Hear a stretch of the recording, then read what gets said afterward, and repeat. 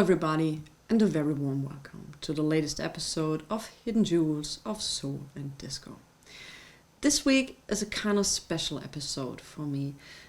I was thinking about this artist for quite a long time, and since I'm having this channel and this is a kind of platform to bring you guys closer to the music I love, and it's been a great honor if you're writing me back, hey, I ordered this record, or I'm now into this singer because of your videos. And I can't tell you how privileged this makes me feel that you're enjoying this video so much. So I decided to go into my archive and release material I recorded many years ago, way before there was Zoom or any other platforms. I'm searching for the artist for what feels like my whole lifetime. And whenever there was an opportunity to get their story, I grabbed the chance and recorded it. Of course, always with their permission. And I did a telephone interview with the lead singer of the group I'm presenting you today. And you'll find the telephone conversation in a different video because the interview was around 30 minutes. So in the description, you'll find the whole interview if you want to know what it was like to have a group in the 70s. So therefore, this week I'm proudly announcing you that we are featuring Jimmy Briscoe and The Beavers.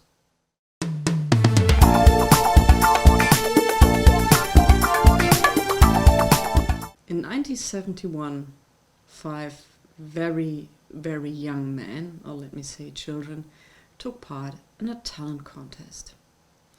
And these five young men, young children, were Jimmy Briscoe, Stanford Stansbury, Kevin Barnes, Maurice Pulley, and Robert Makins. Also attending this contest was Paul Kyser, who became their producer, mentor, and manager. And he took care that the group got their first recording deal with Atlantic, and their first single was Why Do Fools Fall in Love, which became a favorite by fans. After that, they released their first album on TK Records, which was called My Ebony Princess. And some singles from that album, especially My Ebony Princess, became fan favorites and were local hits. I would say, let's have a listen.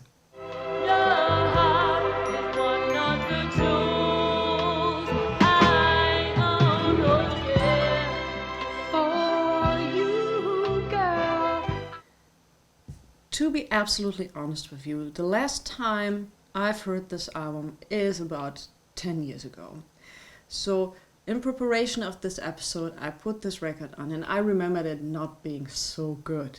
So I put this record on and I was like, this is actually a fantastic record from the beginning to the end. So I don't know why I had this memory of this record, but it's actually pretty good. So let me show you the front, where you can see these five young men. And here we have the back, where you have single pictures of each and every member and a very nice group picture. Atlantic never released their follow-up album, which was called Together We'll Make It, which was later recorded about 10 to 15 years, and this is very rare. What you see on my channel, this is actually the first time it happens. It got out on CD. On this CD, from a label where I have no idea, Essential Media Group, they released the songs, and they are also digitally remastered, whatever that means. But here you'll find the songs they recorded for the Atlantic follow-up album that never came, and some singles in between. In 1977, one member left the group, and this was Markins, and he was replaced by Bobby Finch in 1977. And that led to the fact that they removed the word little from Jimmy Briscoe and the Little Beavers. It was now Jimmy Briscoe and the Beavers. And what you see here is the 1977 album, and unfortunately also their last album. And I would say, you know what, let's have a listen.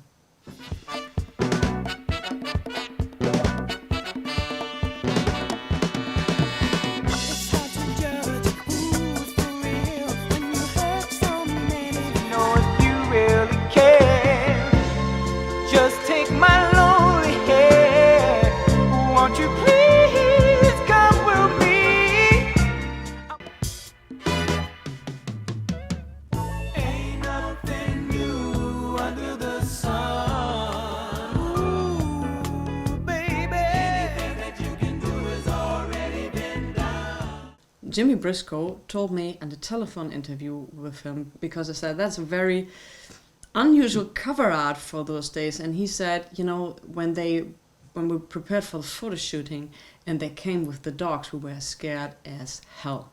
But they were all trained dogs, everything worked out well, but they were I had a kind of lot of respect for the dogs. Anyway, this is the front of the record. This is the back. And this record also featured the disco classic Invitation to the World, which is actually pretty good. Also, this record I love from the beginning to the end. The last release from 1979 was released on Souldisco, and it was called Into the Milky Way. You guessed it right, it wasn't a hit. It's also a fan favorite and also loved by many soul lovers and disco lovers, but actually never really came out of it. They were absolutely talented. They were not a copycat of the Jackson 5. Don't get me wrong, they had their own style, and I loved that style very, very much. The fact that these guys never really became big enough was that after the release of this album, the sales weren't pretty good. Even this album was the Pick of the Year album in 1974. It was never from the sales enough to get them an appearance, for example, on Soul Train. And also this album didn't have the impact or the sales that records label were willing to put more into the distribution, into marketing, into everything. So pretty much after 1979, the band disbanded.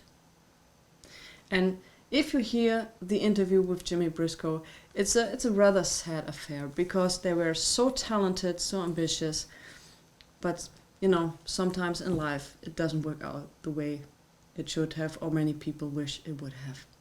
But anyway, they left behind some great, great music.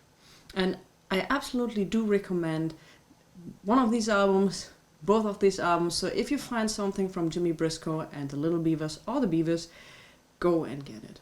Also, if you have the chance to get Into the Milky Way by South Soul, the 12-inch single, go and get it. It's quite a classic. So, thanks for watching this week's episode. I hope you're doing great. I'm wishing you a great time. Stay safe, stay healthy. Listen to good music. Maybe Jimmy Briscoe and the Beavers or the Little Beavers. You can decide. And see you next time.